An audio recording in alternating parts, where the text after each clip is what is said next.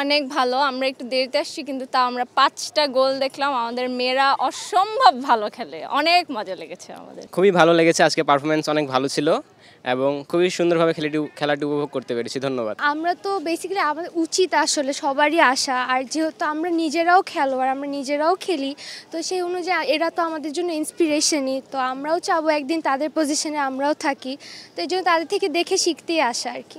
Definitely অনেক ভালো। আমাদের যা এক্সপ্লোসিভ পাওয়ার আর যেই স্কিল লেভেল আমরা খেলেছি ডেফিনেটলি ইমপ্রেসিভ।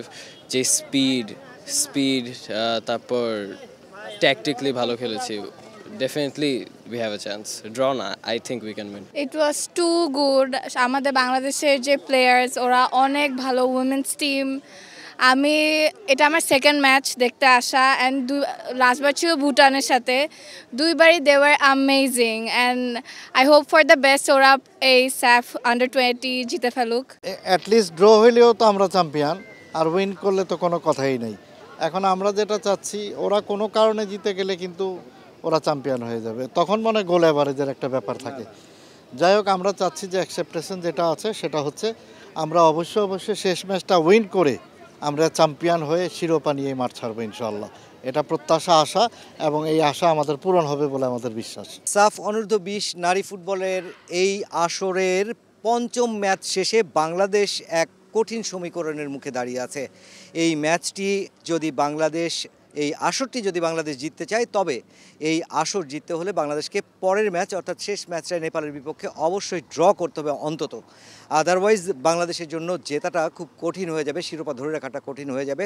এর কারণটা হচ্ছে এবারের নিয়ম অনুযায়ী বাংলাদেশ নয়, শুধু প্রতিটি দেশ, প্রতিটি দলের সঙ্গে দুটো করে ম্যাচ খেলবে এবং পয়েন্ট ব্যবধানে যারা এগিয়ে থাকবে তারাই হবে চ্যাম্পিয়ন। সেই সূত্র ধরে বাংলাদেশের পয়েন্ট এখন পর্যন্ত 5 ম্যাচে 15, উল্টো দিকে নেপালেরও সমান সংখ্যক পয়েন্ট রয়েছে। এখন একটি করে ম্যাচ বাকি রয়েছে দু দলের, এবং সেই ম্যাচটি হবে 21 জুলাই। এবং এই ম্যাচে যেটা হতে হবে সেটা হচ্ছে বাংলাদেশকে হয় ড্র করতে হবে অথবা 1 গোলের ব্যবধানে জিততে হবে।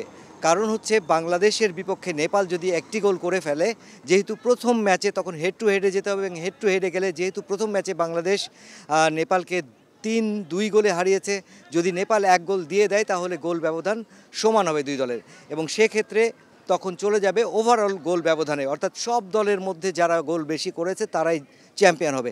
সেক্ষেত্রে নেপালের গোল সংখ্যা অনেক বেশি, নেপালের গোল সংখ্যা 30টি এবং বাংলাদেশের গোল সংখ্যা 24টি। সেই জায়গায় কিন্তু বাংলাদেশ পিছিয়ে পড়বে, অর্থাৎ বাংলাদেশের সামনে এখন একটা কঠিন সময় অপেক্ষা করছে। পরের ম্যাচটা বাংলাদেশকে অবশ্যই ড্র করতে হবে। তবে যতটুকু জানা গেছে, যতটুকু বোঝা গেছে, বাংলাদেশ কিন্তু ড্রর জন্য নয় বরং জয়ের জন্যই খেলবে, এবং সেই জয়টা নিশ্চয়ই বাংলাদেশের মেয়েরা সেই জয়টা অর্জন করে নেবেন। এবং বাংলাদেশ যদিও আজকে শ্রীলঙ্কার বিপক্ষে যে ম্যাচটি খেলেছে, এই ম্যাচটিতে মূল স্কোয়াড বলতে আমরা মূল একাদশ বলতে যা বুঝি, সেই একাদশ কিন্তু কোচ পিটার বাটলার নামাননি। তার জায়গায় আজকে নতুন খেলোয়াড়দের মাঠে নামিয়েছেন, এবং নতুন প্লেয়াররা যারা এই টুর্নামেন্টে একেবারেই খেলেনি তারাও খেলতে নেমেছেন। বিশেষ করে গোলকিপার সোনালি, তাকে দিয়ে এই স্কোয়াডের যে 23 জন, সেই 23 জনেরই কিন্তু এই টুর্নামেন্টে খেলা হলো। সাধারণত দেখা যায় কোনো টুর্নামেন্টে 23 জন খেলতে পারে না কখনোই, কারণ যারা সেরা খেলোয়াড় থাকে স্কোয়াডে তাদেরকেই সবসময় নামানো হয়। কিন্তু এই টুর্নামেন্টটাকে কোচ পিটার বাটলার একটা এক্সপেরিমেন্টাল টুর্নামেন্ট হিসেবে নিয়েছেন, কারণ সামনে এএফসির বাছাই পর্ব রয়েছে এবং সেটাই তাদের মূল লক্ষ্য। এবং সে কারণে এই দলটার যে খেলোয়াড়রা রয়েছেন তাদের একটা পরীক্ষা হয়ে গেল কোচ পিটার বাটলারের কাছে। এই দল নিয়েই কিন্তু শেষ ম্যাচটা নেপালের বিপক্ষে খেলতে নামবে বাংলাদেশ, এবং সবাই যেমন জয় প্রত্যাশা করছে, সেই জয়টা যেন আসে বাংলাদেশের, সেইটাই কামনা।